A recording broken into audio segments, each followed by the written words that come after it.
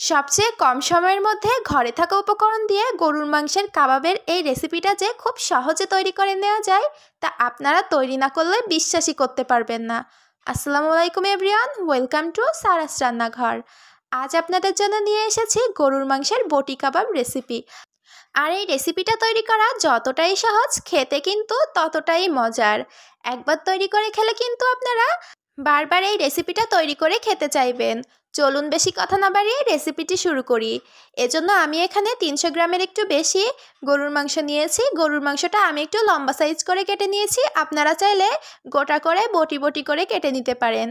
এখন এখানে আমি দিয়ে দিচ্ছি 1 টেবিল চামচ আদা রসুন বাটা, দিয়ে দিচ্ছি হাফ টেবিল চামচ জিরা বাটা, এখন দিয়ে দিচ্ছি 1 চা চামচ লাল মরিচের গুঁড়া, হাফ চা চামচ দিয়ে দিচ্ছি হলুদের গুঁড়া, এখন দিয়ে দিচ্ছি 1/4 চা চামচ ধনিয়া গুঁড়া, 1/4 চা চামচ গোলমরিচ গুঁড়া, 1/4 চা চামচ গরম মশলার গুঁড়া আর 1/4 চা চামচ টেস্টি সল্ট। এখন এখানে আমি একটা লেবুর অর্ধেকটা দিয়ে দিচ্ছি। আপনারা চাইলে লেবুটা স্কিপও করতে পারেন। সব উপকরণগুলো এখন আমি খুব ভালোভাবে মিশিয়ে নিব। আর এখানে আমি 1 কাপের একটু বেশি পানি দিয়ে দিচ্ছি এই গরুর মাংসটা সিদ্ধ করার জন্য। প্রেসার কুকারে আমি 2টা থেকে 3টা সিটি দিয়ে নিব। তার আগে এখানে আমি লবণ দিতে ভুলে গেছি, যার জন্য আমি আবারও লবণ দিয়ে নিচ্ছি। লবণটা আপনারা স্বাদমতো দিয়ে নেবেন। নাড়াচাড়া করে আমি এখন এখানে 2টা থেকে 3টা সিটি দিয়ে নিব। আমার প্রেসার কুকারে সিটি দিয়ে নেওয়া হয়ে গেছে। আর এ পর্যায়ে কিন্তু আপনারা দেখতে পাচ্ছেন এখনও পানি আছে। আর এই পানিটা গরুর মাংসের সাথে শুকিয়ে নিতে হবে।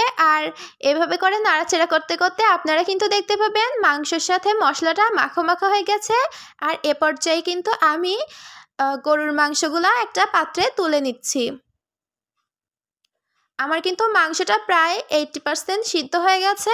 আর আমি এখন মাংসটা তুলে ঠান্ডা করে নিব। মাংসটা তুলে নেওয়া হয়ে গেলে আপনারা দেখতে পাবেন এখানে কিছুটা মশলা বেঁচে আছে।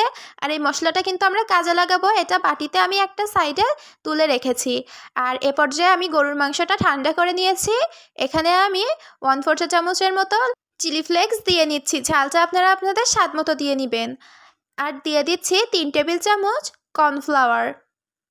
কর্নফ্লাওয়ারটা দিলে কিন্তু এই কাবাবটা ক্রিস্পি হয়। আর যে মশলাটা আমরা তুলে রেখেছিলাম সেটা দিয়ে এখন হাত দিয়ে খুব ভালোভাবে উপকরণগুলো মেখে নিচ্ছি। এখানে কিন্তু আপনারা চাইলে ময়দা দিয়েও কোট করে নিতে পারেন, কিন্তু কর্নফ্লাওয়ার দিলে একটু বেশিই ক্রিস্পি হয় আর খেতেও মজার হয়, তাই আমি এখানে কর্নফ্লাওয়ার ব্যবহার করেছি। দেখেন এখানে কিন্তু মশলাটা খুব সুন্দরভাবে মাখানো হয়ে গেছে। আর এটা এখন আমি চুলায় সরাসরি ভেজে নিব। একটা প্যানে আমি পরিমাণ মতো তেল দিয়ে নিচ্ছি। আর এখানে আমি কাবাবগুলা ভেজে নিব। যারা আমার ভিডিওটি দেখছেন তারা ভিডিওটিতে একটা লাইক দিয়ে আমার চ্যানেলটি সাবস্ক্রাইব করে দিবেন। আর আমার চ্যানেলটি ভিজিট করার জন্য আপনাদের অসংখ্য ধন্যবাদ। এখানে আমি সব কয়টা কাবাব দিয়ে নিয়েছি। আর একটা সাইড যখন লাল হতে শুরু করবে তখন আমি উল্টিয়ে দিয়ে আরেকটা সাইড ভেজে নিব। আর 2টা সাইড যখন খুব ভালোভাবে ভাজা হয়ে যাবে তখন কিন্তু কাবাবটা আমি উঠিয়ে নিব। আশা করি ভিডিও স্ক্রিন দেখে আপনারা বুঝতে পারছেন আমি কিভাবে কাবাবটা ভেজে নিয়েছি। এ পর্যায়ে কাবাবটা আমার তৈরি হয়ে গেছে। আর এটা আমি এখন পরিবেশন করব। এখন দেখেন কাবাবটা দেখতে কতটা সুন্দর হয়েছে। এটা কিন্তু খেতে খুব মজার হয়। আর আমার তো মনে হয় সবগুলো কাবাবের ভিতরে এই কাবাবটা সবচেয়ে সহজে তৈরি করে নেওয়া যায় ঘরে থাকা উপকরণ দিয়ে। বাড়তি কোনো উপকরণ দেওয়ার প্রয়োজনই পড়ে না। এখানে লাইটিংয়ের জন্য কাবাবটা 2 রকম কালার দেখাচ্ছে। আমি কিন্তু খুব বেশি গাঢ় করে এটা ভেজে নেইনি, লাল লাল করে ভেজে নিয়েছি। আর এটা আমি এখন টমেটো সসের সাথে পরিবেশন করছি। কাবাবের সাথে যদি টমেটো সস হয় তাহলে কিন্তু কাবাবের স্বাদটা আরও বেড়ে যায়। আশা করি আপনারা ভিডিও স্ক্রিন দেখে বুঝতে পারছেন কাবাবটা কতটা সুন্দর হয়েছে। বাসায় যখন গরুর মাংস থাকবে আপনারা কিন্তু সেই গরুর মাংস দিয়ে এই বটি কাবাব রেসিপিটা তৈরি করে নিতে পারেন অল্প সময়ের ভিতরে। আর ঘরে থাকা উপকরণ দিয়ে আপনারা এই বটি কাবাবটি তৈরি করে নিতে পারবেন। আমার এই বটি কাবাবের রেসিপিটা যদি আপনাদের ভালো লাগে তাহলে আমার চ্যানেলটি সাবস্ক্রাইব করে আমার পাশে থাকবেন আরও সহজ ও নতুন রেসিপি পাওয়ার জন্য।